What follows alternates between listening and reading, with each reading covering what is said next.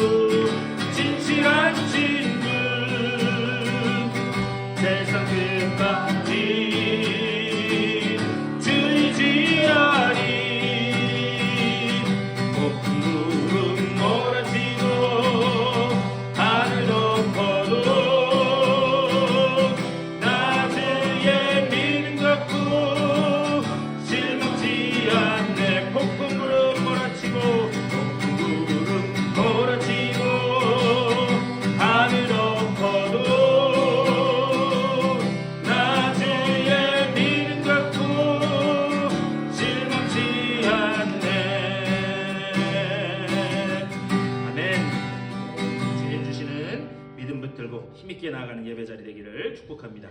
우리 완전하신 나의 주 찬양하겠습니다.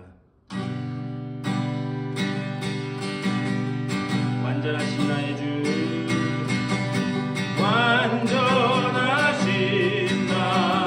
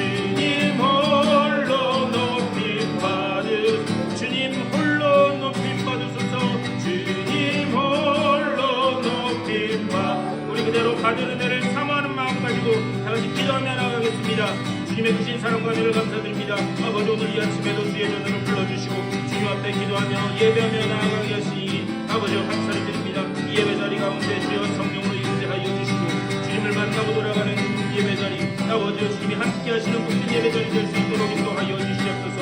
오직 우리의 모든 것들이 신령과 진정으로 드려지는 예배 자리 될 수 있도록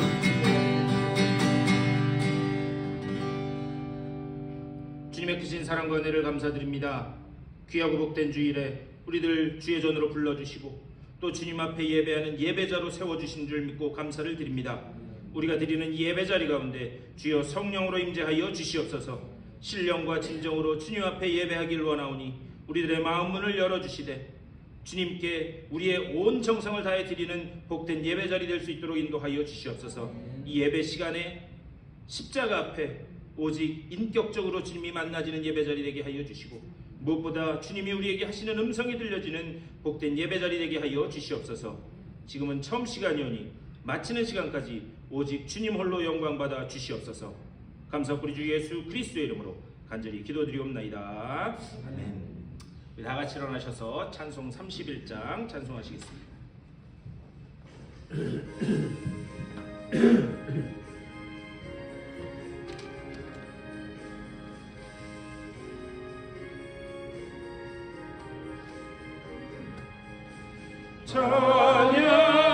찬양하라 복되신 구세주 예수, 백성들아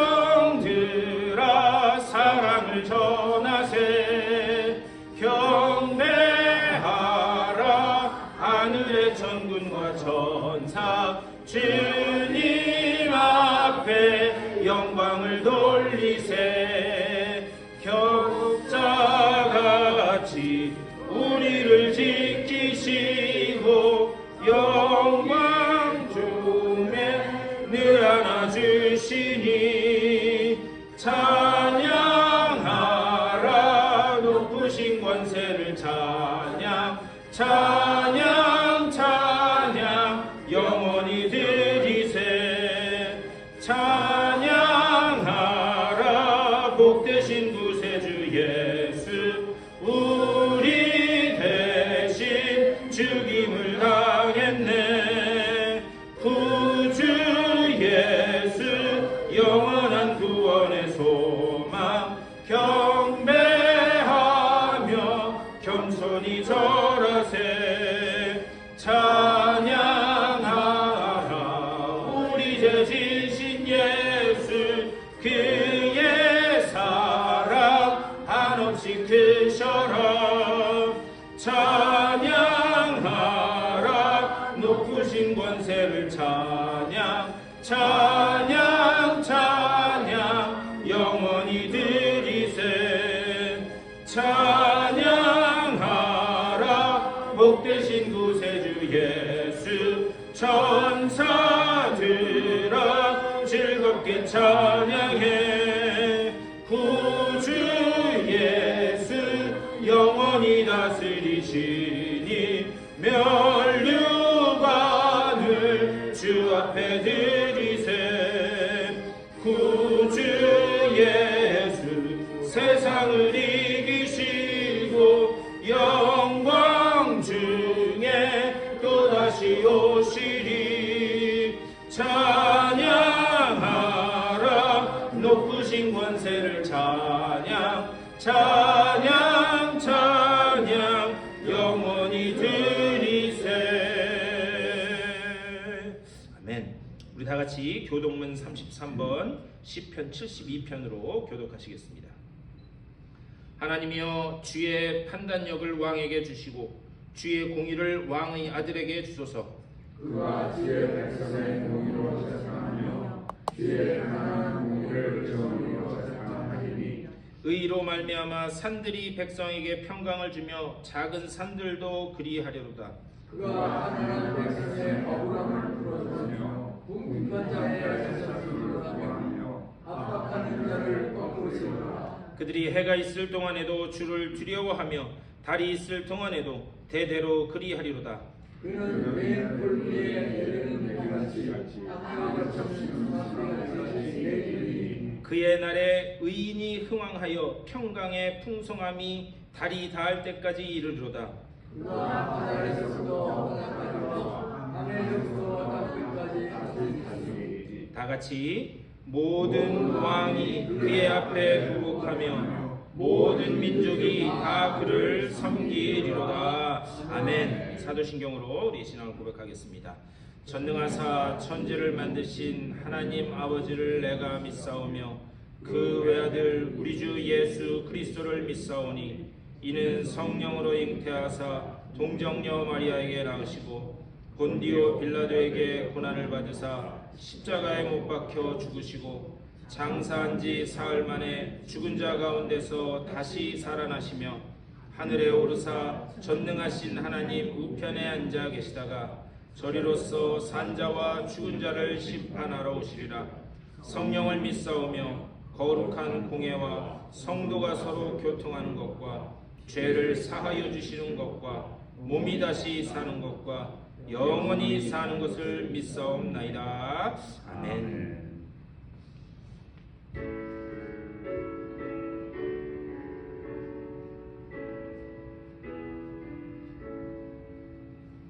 성부 성자와 성령 찬송과 영광 돌려보내세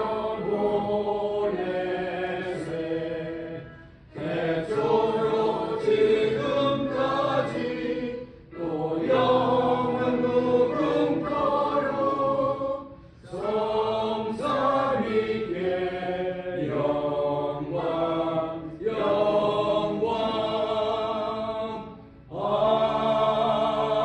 아멘. 우리 다 자리에 앉아주시고 강범석 장로님 나오셔서 우리를 대표해 기도해 주시겠습니다.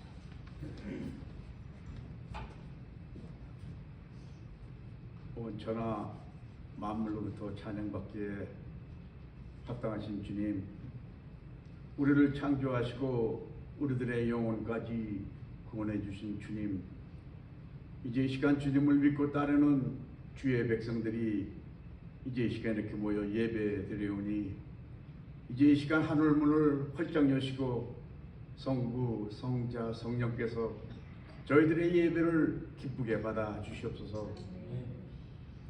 우리들의 수준에 맞게 우리에게 다가오시는 주님, 이제 저희들이 말씀에 깨어있지 않으면은 보이지 않는 것을 볼 수 있는 믿음이 없는 줄 믿사오니 이제 이 시간 보이는 것에 묶여 사는 인생들 결국 스스로 쓰러질 수밖에 없는 줄 믿사오니 오늘도 말씀과 기도로 이렇게 하나님 앞에 나온 저희들 은혜가 물질을 앞서게 하여 주시옵소서. 주님, 이제 저희들이 큰 일을 하려고 하지 말고 작은 일부터 충성하며 우리가 내면을 튼튼히 하다 보면은 우리가 언젠가는 하나님이 원하시는 때에 우리 교회가 성령으로 충만해지는 줄 믿습니다. 주님, 오늘도 저희들이 우리 진리의 말씀에 귀를 기울이고 신앙생활을 하다 보면 언젠가는 우리 교회에 성령의 바람이 불어오는 줄 믿습니다. 주님, 이제 저희들이 많은 사람들을 사귀려고 하지 말고 지금 있는 교인 한 사람 한 사람을 사랑하며 신앙생활을 하다 보면 언젠가는 하나님의 때 하나님의 방법으로 우리 교회를 바로 세워주실 줄 믿습니다. 주님, 이제 목사님을 통하여 말씀이 선포될 때에 그 말씀이 성령과 만남으로 보이지 않는 힘이 하늘로부터 내려와 우리 교회의 성령의 역사가 일어나게 하여 주시옵소서.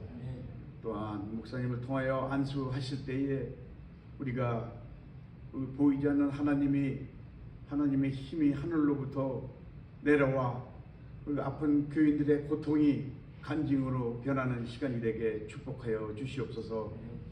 주님, 이제 오늘도 우리가 태어난 이후 지금까지 지은 모든 죄와 허물을 오늘 성만찬을 통하여 용서하여 주시고 이제 우리가 죄로 말미암아 그동안 끊겼던 주님의 은혜를 회복시켜 주시옵소서. 주님, 이제 이 시간 피조물들이 창조주를 만나는 시간입니다. 저희들이 드리는 기도가 찬양으로 바뀌는 시간이 되게 역사하여 주시옵소서. 이 모든 말씀 우리를 구하신 예수 그리스도 이름으로 기도드렸사옵나이다. 아멘.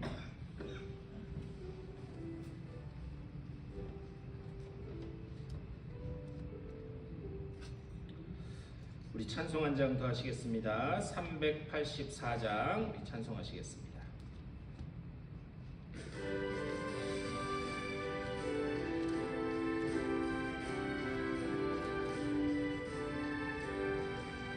나의 갈 길 다가도록 예수 인도하시니 그 안에 있는 긍휼 어찌 의심하리요. 믿음으로 사는 자는 하늘 위로 받겠네. 무슨 일을 만나든지 만사형통하리라. 무슨 일을 만나든지 만사형통하리라. 나의 갈 길 다가도록 예수 인도하시니 어려운 일 당한 때도 족하는 해주시네. 나는 심히 고단하고 영혼 매우 가라나. 나의 앞에 반석에서 샘물 나게 하시네. 나의 앞에 반석에서 샘물 나게 하시네. 나의 갈 길 다가도록 예수 인도하시니 그 사랑 어찌 큰지 말로 할 수 없도다. 성령 감화 받은 영혼 하늘 날아갈 때에 영영 부를 나의 찬송 예수 인도하셨네. 영영 부를 나의 찬송 예수 인도하셨네.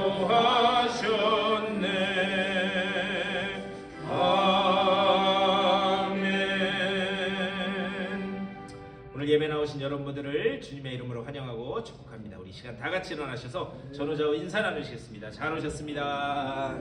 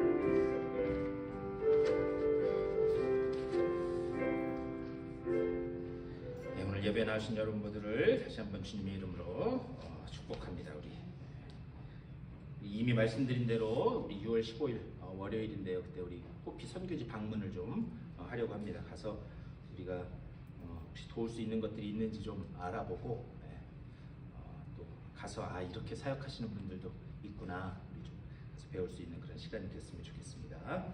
그리고 연회 기간에 우리 연회원들 오시는데 지금 아직 확실하게는 아닌데 한 60-70여 명 정도 오실 거라고 그래요. 네, 그러니까 꽤 많이 오시는 거니까 여러분 손님만 많고 정작 집주인이 없으면 안 되잖아요. 그날은 조금 힘드시더라도 무리해서라도 새벽기도 오셔서 우리 같이 연회에서 방문하시는 분들에게 우리가 이렇게 하고 있습니다. 이런 것들 보여주시고, 이게 뭐 우리가 사람들한테 보이려고 하는 건 아니지만 때로는 보여줄 필요도 있어요. 우리 죽지 않고 살아있다라는 거 보여줄 필요가 있습니다. 기억하시고 좀 같이 참여해 주시기를 부탁드립니다. 우리 계속해서 아프신 분들 위해서, 출타 중인 분들 위해서 계속 기도해 주시기를 부탁드립니다. 우리 하나님 말씀 보시겠습니다. 오늘 우리에게 주시는 하나님 귀한 말씀은 구약성경 창세기 4장 1절부터 8절까지의 말씀 보시겠습니다. 창세기 4장 1절에서 8절까지의 말씀. 이 화면을 보면서 한 절씩 교독하시겠습니다. 아담이 그의 아내 하와와 동침하매 하와가 임신하여 가인을 낳고 이르되 내가 여호와로 말미암아 등남하였다 하니라. 그러므로 가인의 아우고 아벨을 낳았는데 아벨은 양심이 자였고 가인은 용사한 자였더라. 세월이 지난 후에 가인은 땅에 소산으로 제물을 삼아 여호와께 드렸고 아벨은 자기도 양의 첫 새끼와 그 기름으로 드렸더니 여호와께서 아벨과 그의 제물을 받으셨으나 가인과 그의 제물은 받지 아니하신지라. 가인이 몹시 분하여 안색이 변하니 여호와께서 가인에게 이르시되 네가 분하여 한 것이 되며 안색이 변한 것이 되느냐. 네가 선을 행하면 어찌 낯을 들지 못하겠느냐. 선을 행하지 아니하면 죄가 문 앞에 엎드려 있느니라. 죄가 너를 원하나 너는 죄를 다스릴지니라. 가인이 그의 아우 아벨을 명하고 그들이 그들의 있을 때에 가인이 그의 아우를 죽였으니라. 아멘. 오늘 이 말씀 가지고 또 하나님 말씀 나누도록 하겠습니다. 우리 어제 새벽에 여러분 새벽기도 다 보셨겠지만 또 직접 와서 들으신 분들 계시지만 우리 어제 새벽 말씀을 통해서 우리 성도들이 이 땅에서의 환난, 고통, 그 눈물, 그것을 이겨낼 수 있는 그 근거가 어디 있는가? 어제 고린도후서 그 4장 말씀을 통해서 우리는 보이지 않는 것을 추구하는 사람이 보이는 것을 추구하는 사람이 아니라 보이지 않는 것을 따라가는 사람이기 때문에 그것을 이길 수 있다 말씀드렸어요. 결국 보이지 않는 것, 그것은 뭐냐? 지금 눈에 보이진 않지만 영원한 것. 그 영원을 추구하면서 살아가는 사람이기 때문에 이 땅에서 겪는 환난이나 눈물이나 고통, 그게 길어봤자 8-90년이라는 거예요. 그게 길어봤자 8-90년인데 그거에 비해서는 우리가 앞으로 드릴 그 영원한 소망, 그 천국의 기쁨, 이것은 영원한 것이기 때문에 우리가 이것을 이겨나갈 수 있다. 어제 그렇게 말씀드렸어요. 그러면서 제가 그 말씀 드렸습니다. 우리가 등산을 하는데 산을 쫙 올라가는데 산이 너무 힘들어요. 그런데 같이 간 일행이 있어서 포기도 못하고 그냥 꾸역꾸역 한 걸음 한 걸음 무거운 발걸음을 뛰며 산을 올라갑니다. 그런데 산을 이렇게 올라가다가 이거 포기할까? 그만두고 그냥 내려갈까? 그러는 찰나에 이미 정상을 보고 내려오시는 분이 있어요. 그래서 그분한테 묻습니다.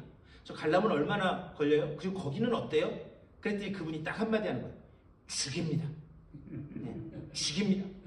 기가 막힙니다. 여러분, 혹시 그런 이야기를 듣는다라고 하면 아무리 힘들어도 올라가다가 포기할 사람 있겠어요? 네? 내려오시는 분이 아마 눈 생긴 곳 처음 보는 그런 광경을 보실 겁니다. 그렇게 얘기한다면 포기할 사람이 없을 것이다. 그래서 제가 어제 그 말씀을 드렸습니다. 이것이 무엇인가? 이것이 바로 선진들의, 믿음의 선진들의 응원이다. 그리고 그것이 우리의 소망이다 말씀드렸어요. 우리는 이 소망에 붙들려 사는 사람들인 줄 믿습니다. 그러니까 이 땅의 눈물, 고통과 환난, 물론 힘들죠. 물론 괴롭죠. 중도에 포기하고 싶죠. 하지만 그 소망을 바라볼 때에 우리가 그 고통의 눈물을 우리가 뛰어넘을 수 있게 되는 줄 믿습니다. 오늘 이제 이 말씀을 우리가 이렇게 쭉 나누면서 히브리서 11장 말씀 보면은요, 믿음이 뭔지에 대해서 아주 잘 말씀하고 있어요. 믿음은 바라는 것들의 실상이요, 보이지 않는 것들의 뭐다? 증거다 말씀하고 있어요. 그러면서 그 히브리서 11장 2절 이하부터 계속해서 그 믿음으로 살아간 믿음의 선진들, 그들의 예를 쭉 이렇게 말씀하고 있어요. 그래서 앞으로 몇 주 동안 정말 그 믿음은 바라는 것들의 실상이요 보이지 않는 것들의 증거, 그것을 붙들고 실제적으로 삶을 살아낸 그 믿음의 선진들의 삶을 이렇게 보면서 우리가 가져야 될 믿음이 무엇인가, 우리가 배우고 본받아야 될 믿음이 무엇인가, 그것에 대해서 좀 말씀을 나누도록 하겠습니다. 오늘은 첫 번째 시간으로 아벨에 관해서 좀 말씀을 나누고 싶어요. 아벨. 아마 여러분들 가인과 아벨의 제사에 대해서는 익히 많이 들으셔서 그 내용이 뭔지 그것에 대해서는 잘 알고 계실 줄 믿습니다. 우선 오늘 말씀 1절에서 이렇게 말씀해요. 우리 1절 다시 한번 다 같이 읽어볼까요? 시작. 아담이 그의 아내 하와와 동침하매 하와가 임신하여 가인을 낳고 이르되 내가 여호와로 말미암아 등남하였다 하니라. 아멘. 아담과 하와가 에덴 동산에서 타락함으로, 범죄함으로 인해서 쫓겨납니다. 그리고 쫓겨난 후에 살다가 가인을 낳아요. 근데 그 가인이라고 하는 그 이 단어의 뜻이 뭐냐면, 그 이름의 뜻이 소유라고 하는 거예요. 소유. 내가 소유했다. 그리고 나서 얼마 지난 후에 오늘 말씀의 주인공인 아벨이 태어나요. 그런데 이 아벨이라고 하는 그 이름의 뜻이 참 특이한데, 이게 뭐냐? 티끌, 먼지라는 그런 의미입니다. 그걸 좀 의역해서 말씀드리면 공허하다, 허무하다라고 하는 그런 이름의 뜻이에요. 여러분 한번 생각해 보세요. 어떤 부모가 자식을 낳는데 아들의 이름을 허무, 제가 만약에 아들을 낳는데 정화 동생을 낳는데 이허무, 이공허, 이렇게 이름 짓는 그런 부모가 어디 있겠어요? 그렇다면 이름을 이렇게 지을 수밖에 없었던 그런 어떤 이유가 있을 것이다 생각할 수 있어요. 과연 어떤 이유가 있었는가? 이것은 그 먼저 태어난 가인의 삶과 이렇게 연결해서 생각해 볼 수밖에 없습니다. 가인이 났어요. 그리고 가인이 점점 자라나가는데 부모의 기대와는 전혀 엉뚱한 방향으로 나아가는 거예요. 이상하다. 저게 아닌데? 제가 도대체 왜 이러지? 그러다가 둘째 아벨이 태어납니다. 그 가인에게서 본 그 깊은 절망, 그것을 그 가인의 동생인 아벨, 그 이름을 통해서 드러내는 거예요. 인간은 어쩔 수 없구나. 인간은 먼지 같고 허무한 존재이구나. 그래서 이름을 아벨이라고 그렇게 짓게 됩니다. 근데 이 둘이 성장한 후에 직업을 갖게 돼요. 그래서 가인은 무슨 직업을 갖게 되죠? 농사꾼. 그리고 아벨은 무슨 직업을 갖죠? 양치는 사람. 그렇게 그들이 성장하게 됩니다. 그리고 난 다음에 2절, 이것을 2절에서 이렇게 말씀하죠. 그가 또 가인의 아우 아벨을 낳았는데 아벨은 양치는 자였고 가인은 농사하는 자였더라. 여기까지는 별 문제가 없는 것 같아요. 그렇죠? 애 둘이 낳는데 비록 그 첫째가 부모의 뜻대로는 안 자랐지만 어쨌든 그래도 잘 자라서 직업을 갖게 됩니다. 그런데 몇몇 분들 가운데는요, 이 말씀을 읽으면서 오해하는 분들이 계세요. 무슨 오해를 가지고 있느냐? 하나님이 가인의 제사는 받지 않으시고 아벨의 제사만 받으신 그 이유가 어디 있는가?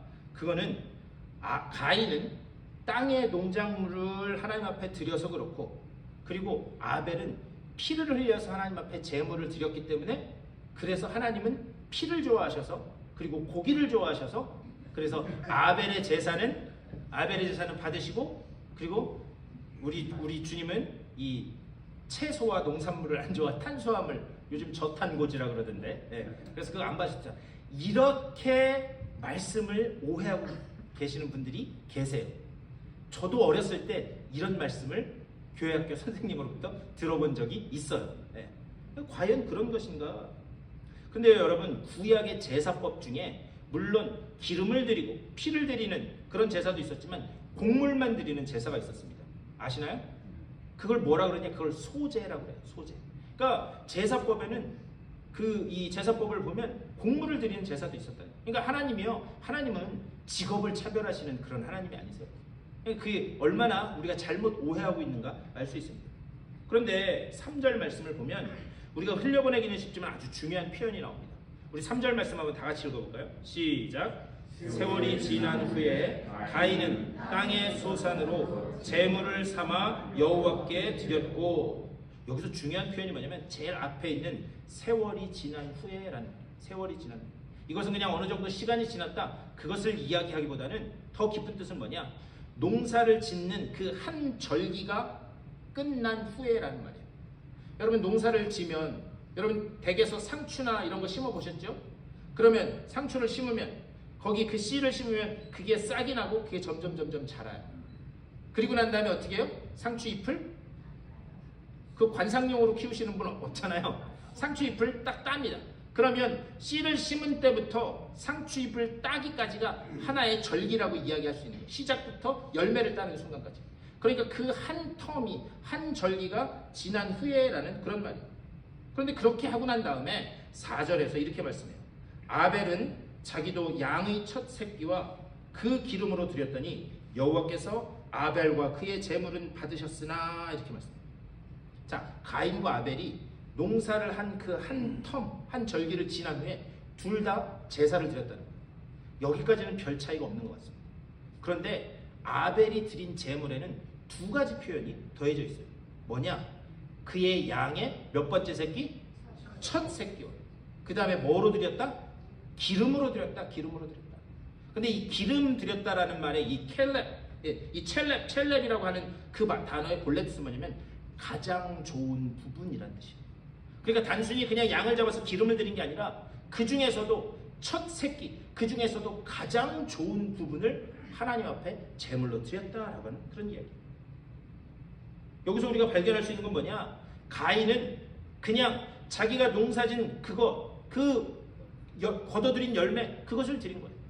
그런데 뭐냐? 아벨은 하나님 앞에 첫 새끼로 기름진 부분, 가인은 하나님과 관계없는 형식적인 예배를 드렸다면 아벨은 가장 좋은 것으로 하나님 앞에 드렸다. 그렇다면 이 말씀을 우리가 또 이렇게 오해할 수도 있어요. 뭐냐? 맞아. 예배는 정성을 다해서 드려야 돼요. 여러분 어떻게 생각하세요? 예배는 정성을 다해서 드려야 돼요. 틀린 말인 것 같으세요? 맞는 말인 것 같으세요? 이렇게 물어보는 것 같으니까, 물어보니까 틀린 것 같긴 한데, 아니 맞는 것 같긴 한, 뭐라 그러죠? 틀린 것 같긴 한데 그것도 또 아닌 것 같고, 헷갈리시죠? 물론 우리가 정성을 다해 하나님 앞에 예배 드려야 됩니다. 그런데 오늘 본문이 말하고자 하는 바는 그게 아니에요. 여러분 성경에 보면 너희가 정성으로 예배 드려야 구원받는다, 그런 말씀이 나와 있는 구절은 없어요. 그렇다면 과연 오늘 이 말씀을 통해서 하나님이 우리에게 하고자 하는 말씀은 무엇인가? 우리 히브리서 11장 4절, 우리 히브리서 11장 4절 말씀 다 같이 한번 읽어볼까요? 시작. 믿음으로 아벨은 가인보다 더 나은 제사를 하나님께 드림으로 의로운 자라 하시는 증거를 얻었으니 하나님이 그 예물에 대하여 증언하심이라. 그가 죽었으나 그 믿음으로써 지금도 말하느니라. 아멘. 근데 이 말씀 한번 주의 깊게 보셨으면 좋겠어요. 두 사람의 예배 중에 하나님이 아벨의 예배, 아벨의 제사는 받으셨다. 그런데 가인의 제사는 받지 않으셨다. 그렇다면 그 둘을 갈라놓는 가장 근본적이고 중요한 기준이 무엇인가? 믿음으로 아벨은 가인보다 더 나은 제사를 하나님께 드림으로, 아벨은 믿음으로 하나님 앞에 제사를 드렸다는 거예요. 자, 그렇다면 믿음으로 하나님 앞에 제사를 드렸다, 믿음으로 하나님 앞에 예배를 드렸다, 이게 무슨 의미인가? 여러분, 제물이라고 하는 것은, 하나님 앞에 드린 제물이라고 하는 것은, 예물이라고 하는 것은 어떤 하나의 증거물이다. 무슨 말이냐? 그 사람이 하나님 앞에 나와 예배하는 그 동기의 하나의 결과물이, 그것이 예물이다, 이렇게 말씀드릴 수 있어요. 아벨은 믿음으로 제사를 드렸어요. 자, 그 믿음의 동기가 어디 있었는가? 여기서도 또 그렇게 오해할 수 있습니다. 아, 아벨이 믿음이 굉장히 좋았나 보네. 아벨은 믿음을 칭찬하나 보네. 근데 과연 그 아벨이 가지고 있었던 믿음이라고 하는 것이 무엇인가? 그것을 우리가 보면 그 믿음으로 예배드렸다라는 것이 무엇인지 알 수 있습니다. 성경에서 믿음이 뭔지 가장 잘 설명하고 있는 성경 구절이 있습니다. 그게 뭐냐면 에베소서 2장 8절 말씀. 에베소서 2장 8절 말씀 우리 천천히 다 같이 한번 읽어보겠습니다. 시작. 너희는 그 은혜에 의하여 믿음으로 말미암아 구원을 받았으니 이것은 너희에게서 난 것이 아니요 하나님의 선물이라. 아멘. 믿음이 뭐래요? 믿음이 하나님의 선물이다. 그런데 그 이전에 믿음은 뭐에 의해서 주어지는 건가? 은혜에 의해서 주어지는 거다 말씀합니다. 다시 말하면 믿음이라고 하는 것은 우리 안에서 나는 게 아니라는 거예요. 우리 안에서 나는 게 아니기 때문에, 그렇기 때문에 하나님의 선물이다 그렇게 말씀합니다. 내가 어떤 의지적인 결단을 가지고 그리고 내 안에서 만들어지는 그것이 믿음이 아니다라는 거예요. 우리는 그동안 많이 내가 믿습니다 하면 믿음이 생기는 줄 알았어요. 그런데 믿음은 뭐냐? 하나님이 사도 바울을 통해서 분명히 말씀하는 건 뭐냐? 은혜에 의해서 하나님께서 선물로 주시는 것, 그것이 믿음이다 그렇게 말씀하고 있습니다. 그렇기 때문에 이것을 그리스도의 의, 그리스도의 믿음, 믿음을 다른 말로는 선물 또는 은혜다 이렇게 말씀하고 있습니다. 이것 때문에 에베소서 2장 9절 말씀을 이야기하는 겁니다. 우리 9절 말씀도 한번 다 같이 읽어볼까요? 시작. 행위에서 난 것이 아니니 이는 누구든지 자랑하지 못하게 하려 함이라. 아멘. 무슨 말이냐? 아벨은 결국에는 이 믿음이 있었다는 거예요. 뭐냐? 아벨의 그 예배 가운데는 하나님께 붙들린 은혜가 있었다라는 사실을 이야기합니다. 여러분 오늘 지금 예배 드리시는데 여러분 이 예배 자리 가운데 하나님의 은혜의 손에 붙들린 그 은혜의 감격이 있으십니까? 우리 한번 잘 생각해 봐야 돼요. 그 은혜에 붙들려 우리가 하나님 앞에 예배하고 있는가? 이것을 요한일서 3장 12절에서는 좀 더 직설적으로 이야기해요. 뭐라고 이야기하는가? 요한일서 3장 12절입니다. 가인같이 하지 말라. 우리 다 같이 읽을까요? 시작. 가인같이 하지 말라. 그는 악한 자에게 속하여 그 아우를 죽였으니 어떤 이유로 죽였느냐? 자기의 행위는 악하고 그의 아우의 행위는 의로움이니라. 이게 무슨 말이냐? 여러분, 가인이 인류 최초의 살인자가 된 것은 그가 살인이라고 하는 행위를 했기 때문에 그가 살인자가 된 것이 아니라 이미 그 속에 살인하고자 하는 그 악한 마음이 있었기 때문에, 그가 거기에 속해 있었기 때문에 살인이라고 하는 열매를 맺게 되었다라는 사실을 우리는 놓쳐서는 안 돼요. 이것은 근본적으로 다른 문제입니다. 그래서 요한일서 3장 12절에서 그는 악한 자에게 속하여, 그래서 우리가 신앙생활을 하면서요 가장 중요한 기초가 되어야 되는 건 뭐냐? 우리가 무슨 이 한국 무당들이 한 것처럼 정한수를 떠놓고 촛불 켜놓고 손을 이렇게 비비면서 정성을 들이고 치성을 드리는 그것이 우리의 신앙생활이 아니라 결국 신앙생활은 뭐냐? 우리가 누구에게 속해 있느냐의 싸움인 줄 믿습니다. 우리의 소속이 어딘가? 그 싸움이란. 그런데 우리는 과거에 어디에 속해 있었는가? 우리는 모두 가인의 편에 속해 있었다. 우리는 모두 다 가인의 편에 속해서 하나님과 상관없는 그런 형식적인 제사를 드리던 그런 사람이었다. 하나님으로부터 그런 받음을 받지 못하는 그런 예배를 드린 사람들이었다. 그런데 아벨과 같은, 아벨은 그 신약에 와서 그리스도의 그 대속의 죽음을 상징하는 입니다. 그런데 그 아벨과 같은 그리스도의 대속의 죽음을 통해서 우리가 사망에서 생명의 자리로 옮겨지게 되었다. 오늘 그것을 샘플로 보여주는 것이 바로 이 가인과 아벨의 제사의 이야기. 결국 이것을 통해서 하나님이 하시는 말씀은 무엇인가? 이거예요. 여러분 창세기가 시작되면서부터 쭉 보면 창세기 3장에서 인간에게 죄가 들어옵니다. 그래서 인간에게 죄가 들어옴으로 인해서 그들이 어떻게 되는가? 에덴 동산에서 쫓겨나게 됩니다. 그리고 그 속에 죄가 들어옴으로 인해서 일어난 첫 번째 타락의 죄악의 사건이 무엇인가? 동생을 죽이는 그런 살인사건이 됩니다. 그런데 죄라고 하는 것은요 항상 영향력이 있어요. 그리고 죄는 항상 퍼져나가게 되어 있습니다. 그래서 어떻게 되는가? 5장, 창세기 6장, 그리고 창세기 7장 노아의 홍수에 이르기까지 죄가 어떻게 돼요? 점점 세상에 확대되고 점점 퍼져나간다. 인류는 패망할 수밖에 없는 그런 길로 가게 됐다라고 하는 것을 그 말씀들을 통해서 보여줍니다. 그런데 오늘 우리 창세기 4장 말씀을 좀 더 자세히 봐야 됩니다. 4절 제일 끝부분에 이렇게 말씀해요. 여호와께서 아벨과 그의 제물은 받으셨으나, 여러분 여기서 표현이 중요합니다. 하나님이 먼저 받으신 게 누구예요? 네? 아벨. 아벨이라고 하는 사람, 그 존재를 먼저 받으셨다라는 사실. 그 존재가 하나님 앞에 믿음으로 하나님께로부터 주어진 그 붙들린 은혜의 믿음으로 하나님 앞에 예배를 드렸더니 그의 부속물인 그 재물까지도 받으셨다 말씀합니다. 그런데 그 뒤에 5절에서는 뭐라고 이야기하는가? 가인과 그의 재물은 받지 아니하신지라. 여기서도 누구를 먼저 이야기해요? 가인이라고 하는 사람. 그러니까 하나님이 가인을 받지 않으시니까 그가 드리는 그 재물까지도 받지 않으셨다라는 말씀. 그리고 난 다음에 6절과 7절에서 이렇게 말씀합니다. 여호와께서 가인에게 이르시되 네가 분하여 하면 어찌 됨이며 안색이 변하면 어찌 됨이냐. 우리 7절 다 같이 읽겠습니다. 시작. 네가 선을 행하면 어찌 낯을 들지 못하겠느냐. 선을 행하지 않으면 죄가 문에 엎드려 있느니라. 죄가 너를 원하나 너는 죄를 다스릴지니라. 아멘. 여기에서 죄가 문에 엎드려 있다. 이게 무슨 말이냐면 우리 인생에 문이 있다는 거예요.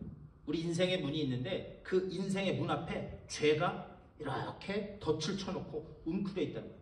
베드로후서에서 말씀한 것처럼 우는 사자가 너희를 삼키기 위해서 뭐냐?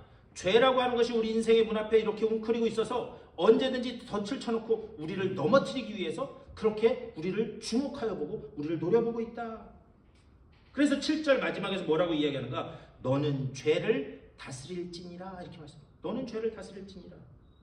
그런데 문제는 뭐냐? 인간은 죄를 다스리는 것이 아니라 죄에 지배당하고 있다라는 데 문제가 있어요. 왜 그런가? 우리에게는 그 죄를 다스릴 능력이라고 하는 그 자체가 우리 가운데 없기 때문입니다.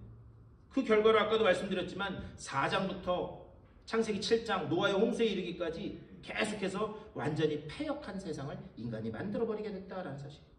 그리고 난 다음에 8절에서 아주 무서운 말씀이에요. 오늘 말씀의 제일 마지막 8절.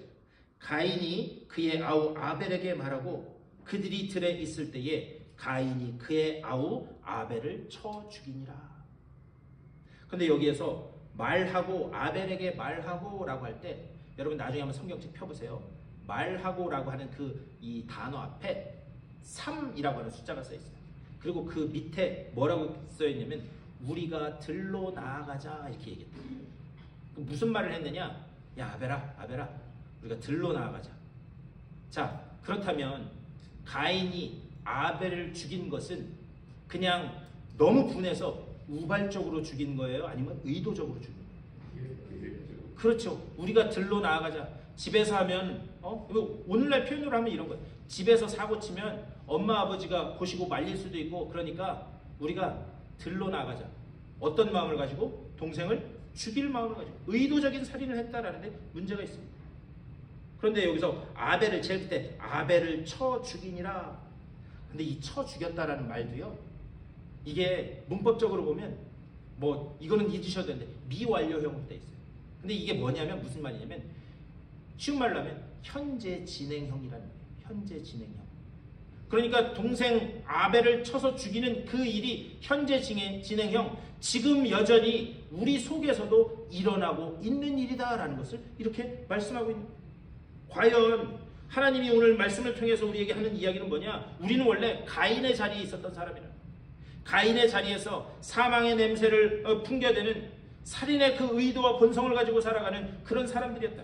그런데 우리가 어떻게 그렇다면 오늘 하나님 앞에 나와 이런 아벨의 제사를, 아벨의 예배를 드릴 수 있었는가? 그리스도의 보혈로, 그 은혜로, 하나님이 그 선물로 주신 믿음에 붙들려서 우리가 오늘 하나님 앞에 예배할 수 있는 자들이 다 된 줄 믿습니다. 오늘 이 말씀에서는 그것을 우리들에게 말씀합니다. 우리가 원래 어디 있었던 사람들인가? 우리는 원래 가인의 자리에 있었단 말이죠. 그렇지만 그 보혈의 공로를 의지해서 우리가 아벨의 예배를 드릴 수 있는 그 자리로 옮겨지게 되었다. 자 그렇다면 말씀을 마무리하면서 과연 나는 하나님 앞에 예배하면서 내가 십자가에 주님과 함께 못 박혀 죽어야 될 그런 사람이라고 하는 것을 내가 뼈저리게 느끼는 그런 예배를 하나님 앞에 드리고 있는가? 예배 자리는 어떤 자리가 되어야 되는가? 그 십자가에 그 주님이 죽으셔야 될 그 자리가 내가 죽었어야 될 자리, 아니 주님과 함께 못 박혀 죽어야 될 자리였다라는 것을 계속해서 끊임없이 되새기며 고백하는 자리, 그 은혜를 감사하는 자리가 예배의 자리가 되어야 되는 줄 믿습니다. 그것을 말씀합니다. 아무리 우리가 신앙생활을 오래 했어도 십자가 앞에서 내가 주님과 함께 못 박혀 죽어야 될 그런 죄인이라고 하는 사실, 그 사실이 뼈저리게 만나지지 않는다면 제가 단호히 말씀드릴 수 있는 것은 우리가 잘못된 신앙생활을 하고 있는 것이다 말씀드릴 수 있어요. 왜 그런가? 우리의 신앙생활은 생명에 관한 싸움, 소속에 관한 싸움이기 때문입니다. 가인은 우리와 아무런 상관이 없었던 그런 사람이에요. 우리가 바로 그 자리에 있었어요. 그런데 그리스도의 모형인 아벨의 죽음을 통해서 우리가 사망에서 생명으로 옮겨진 존재가 되었다. 그렇다면 참된 예배는 어떤 예배가 되어야 됩니까? 물론 우리가 정성을 다해야 돼요. 우리의 온 마음을 다해 하나님 앞에 예배 드려야 됩니다. 그렇지만 그것은 예배 본질이 아니라는 거죠. 가장 중요한 예배 본질은 무엇인가? 매 시간마다 내가 십자가 앞에 나와 주님 앞에 나와 그 주님과 함께 십자가에 못 박히는 그런 자리여야 된다. 나를 택하여 주시고 새 날을 열어주셔서 내가 하루하루 새로운 날을 살 수 있게 하신 그 은혜가 고백되는 그 자리가 예배의 자리가 되어야 될 줄 믿습니다. 오늘 이 말씀을 통해서 네가 어디 있었는가? 신앙생활이라고 하는 것은 내가 어디에 소속됐는가? 소속의 싸움이다라는 것을 말씀하면서 우리가 주님 앞에 나와 예배할 때에 비록 가인의 걸음으로 우리가 이 주님 앞에 나왔을지라도 아벨로서 일어서시는 여러분의 삶 다 되실 수 있게 되기를 주님의 이름으로 간절히 축원합니다. 기도하시겠습니다. 우리를 주님의 자녀 삼아주시고 주님을 예배할 수 있는 예배자로 세워주시니 감사를 드립니다. 그냥 매주 돌아오는 매 시간 돌아오는 예배 자리가 되지 않게 하여 주시고 선물로 주어진 은혜에 의하여 선물로 주어진 그 믿음에 붙들려 우리가 주님 앞에 어떤 죄인으로 설 수밖에 없는지, 하지만 그 은혜로 우리가 어떻게 다시 일어설 수 있게 되었는지 그것을 감사하고 그 감사가 하나님 앞에 고백되며 올려드려지는 복된 예배자들로 다설 수 있도록 인도하여 주시옵소서. 감사하고 우리 주 예수 그리스도의 이름 간절히 기도드리옵나이다. 아멘. 우리 오늘은 6월 성찬 있는 날입니다. 성찬 예식 거행하겠습니다.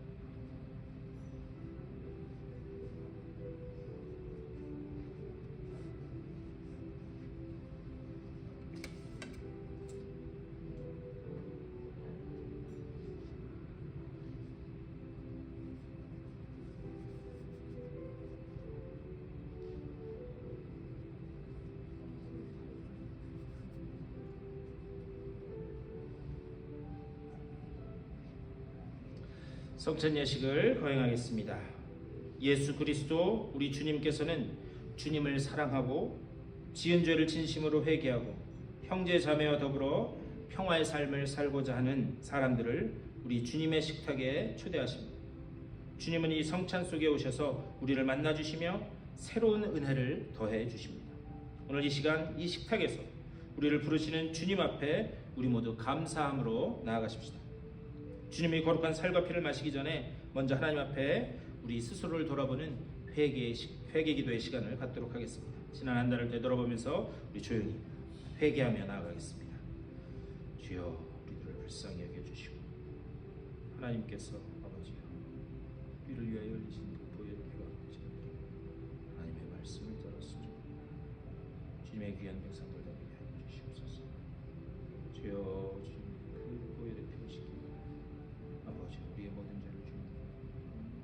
우리들이 될 수 있도록 주여 부탁 주시옵소서. 주 예수 그리스도의 이름으로 간절히 기도드리옵나이다. 아멘. 우리는 십자가와 부활을 통해 우리에게 임한 주님의 놀라운 은혜를 기억하면서 주님의 말씀에 따라 이 성례를 행합니다.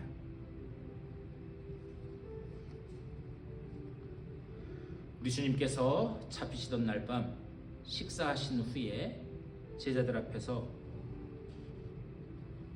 떡을 들어 축사하시고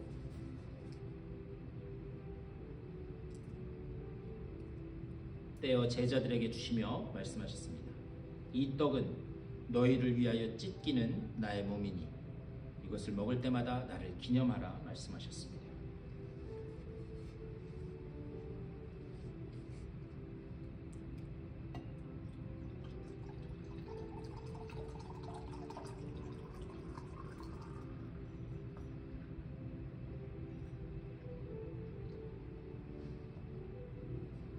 또한 같은 방식으로 주님께서는 식사 후에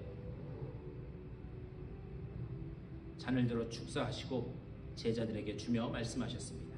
이 잔은 너희를 위하여 흘리는 나의 언약의 피니 이것을 마실 때마다 나를 기념하라 말씀하셨습니다.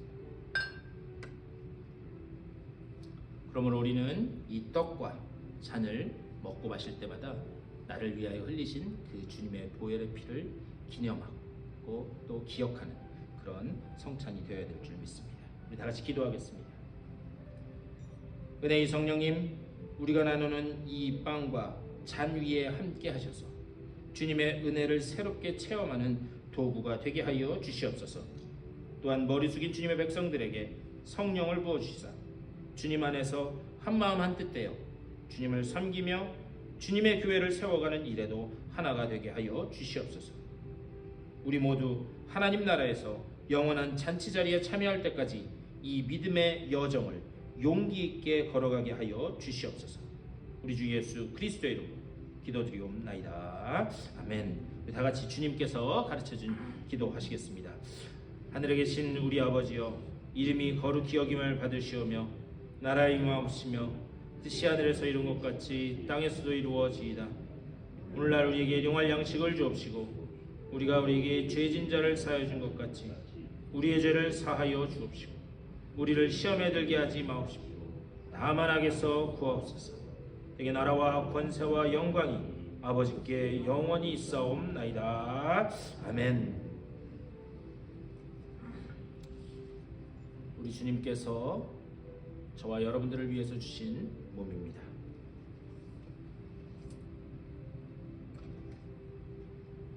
우리 주님께서 저와 여러분들을 위하여 흘리신 보혈의 피입니다. 장로님 나오셔서 성찬 부조해 주시겠습니다.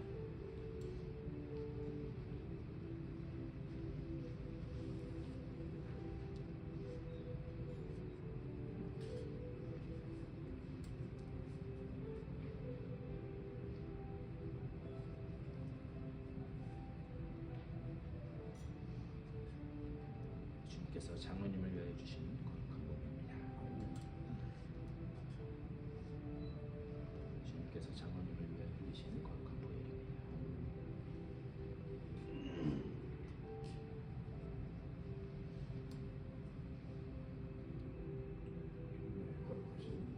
아멘.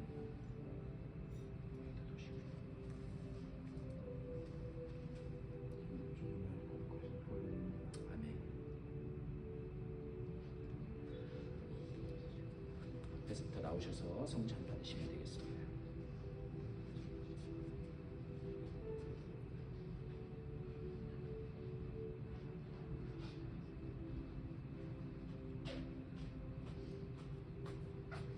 주님께서 집사님을 위하여 주신 거룩한 몸입니다.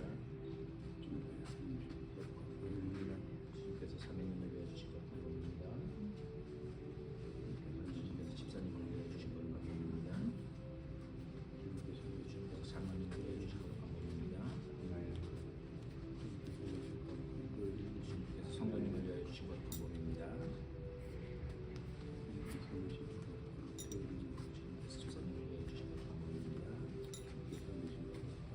주님께서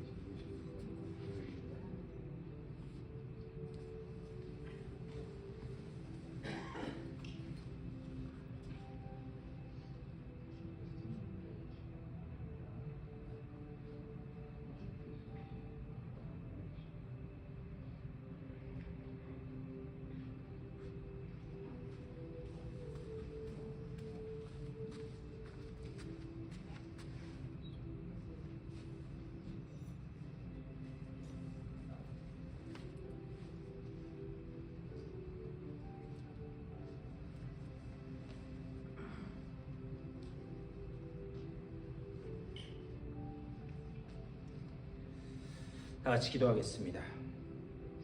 이 일을 기념하라는 주님의 말씀을 따라서 이곳에서 주님의 거룩한 죽으심과 부활을 기억하였습니다. 우리가 받은 이 빵 조각과 또 이 잔에 우리 안에서 보이지 않는 하나님의 그 능력을, 은혜를 늘 새롭게 일깨우는 사인이 되게 하여 주시옵소서. 밝아오는 이 한 달 주님 안에서 주님과 함께 용기 있게 걸어가게 하여 주시옵소서. 우리 주 예수 그리스도의 이름으로 기도드리옵나이다. 아멘. 우리 다 같이 일어나셔서 준비하신 예물 하나님 앞에 봉헌하겠습니다.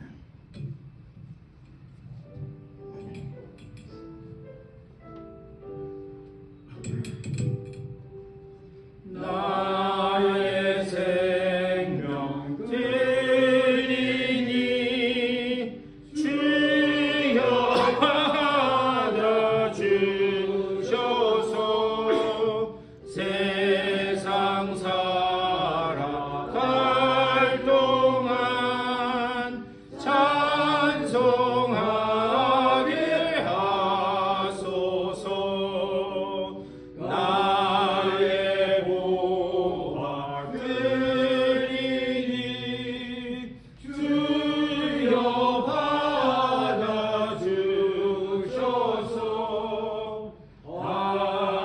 하늘나라 위하여 주 뜻대로 쓰소서.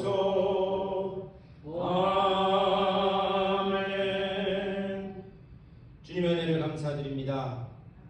사망과 저주에 빠져 있을 수밖에 없는 우리들, 그 주님의 보혈의 피로 영원한 생명으로 옮겨진 줄 믿고 감사를 드립니다. 그 은혜가 있기에, 또 그 은혜로 우리에게 믿음을 선물로 주셨기에 부족하고 연약한 죄인이지만 주님 앞에 나와 십자가 앞에 무릎 꿇을 수 있게 하신 줄 믿고 감사를 드립니다. 늘 그 은혜를 기억하면서 하나님께서 기뻐하시는 일로, 또 하나님께서 원하시는 그 길로 나아가는 우리들의 삶이 될 수 있도록 복내려 주시옵소서. 그리고 그 길 끝에 우리에게 약속하신 그 언약의 성취를 맛보는 저들의 삶이 될 수 있도록 복내려 주시옵소서. 그 은혜를 감사하면서 하나님께서 저들에게 주신 것의 일부를 다시 올려드립니다. 이 예물 속에 담겨있는 저들의 수고와 헌신을 하나님 기억하시는 줄 믿사오니 누르고 흔들어 내가 채우겠다 약속하신 대로 저들의 삶 가운데, 가정과 자녀들 가운데, 또 되어지는 모든 일들 가운데 하나님이 넘치게 부으시는 복이 임하게 하여 주시옵소서. 이 예물이 쓰여지는 곳마다 오직 어둠은 물러가고 주님의 영광의 빛만이 비춰지는 귀한 역사가 나타날 수 있도록 복내려 주시옵소서. 감사 우리 주 예수 그리스도의 이름으로 간절히 기도드리옵나이다. 아멘.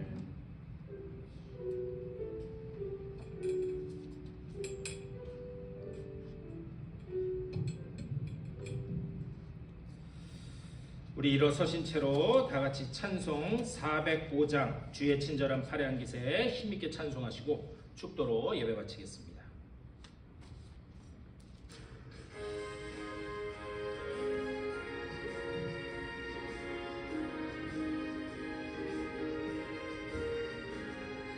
주의 친절한 팔의 안기세 우리 마음이 평안하리니 항상 기쁘고 복이 되겠네. 영원하신 팔의 안기세 주의 팔에 그 크신 팔의 안기세 주의 팔에 영원하신 팔의 안기세 날이 갈수록 주의 사랑이 두루 광명하게 비치고 천성 가는 길 편히 가리니 영원하신 팔의 안기세 주의 팔에 그 크신 팔의 안기세 그의 팔에